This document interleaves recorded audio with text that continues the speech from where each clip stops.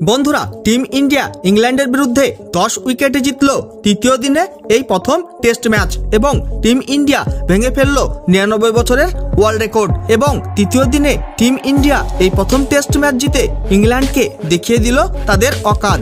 আপনারা যদি দেখতে চান যে টিম ইন্ডিয়া তৃতীয় দিনে কিভাবে জিতল এই প্রথম টেস্ট ম্যাচ, তাহলে বন্ধুরা ভিডিওটি লাইক করুন এবং চ্যানেলটাকে সাবস্ক্রাইব করে রাখুন। বন্ধুরা এই সময় খেলা হচ্ছে ভারত এবং ইংল্যান্ডের মধ্যে 5টি টেস্ট ম্যাচের সিরিজের প্রথম টেস্ট ম্যাচ হায়দ্রাবাদের মাঠে। তার মধ্যে এই প্রথম টেস্ট ম্যাচে প্রথমে ব্যাটিং করে প্রথম ইনিংসে ইংল্যান্ডের টিম মাত্র 246 রান করে অল আউট হয়ে গেল এবং এই প্রথম টেস্ট ম্যাচের প্রথম ইনিংসে ইংল্যান্ডের অধিনায়ক বেন স্টোকস খেলে ফেলল সব থেকে বেশি 88 বলে 70 রানের ইনিংস। টিম ইন্ডিয়ার হয়ে প্রথম ইনিংসে আর অশ্বিন তুলে নেয় 68 রান দিয়ে 3 উইকেট, আর সেখানে রবীন্দ্র জাদেজা তুলে নেয় 3 উইকেট 88 রান দিয়ে এবং জসপ্রীত বুমরাও তুলে নেয় 28 রান দিয়ে 2 উইকেট।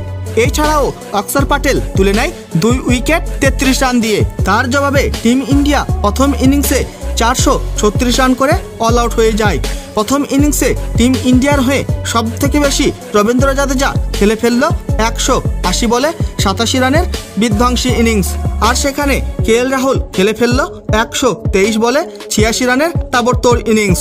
এছাড়াও এসএসপি জয়সওয়াল খেলে ফেলল 74 বলে 80 রানের মারকাটারি ইনিংস।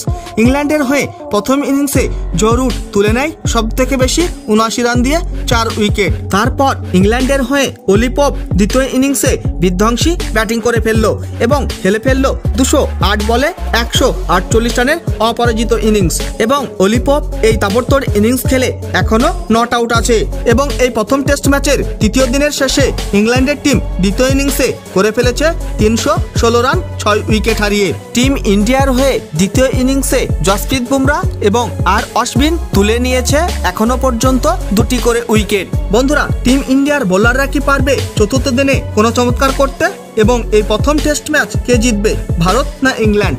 অবশ্যই কমেন্ট করে জানিয়ে দিবেন আপনাদের মতামত।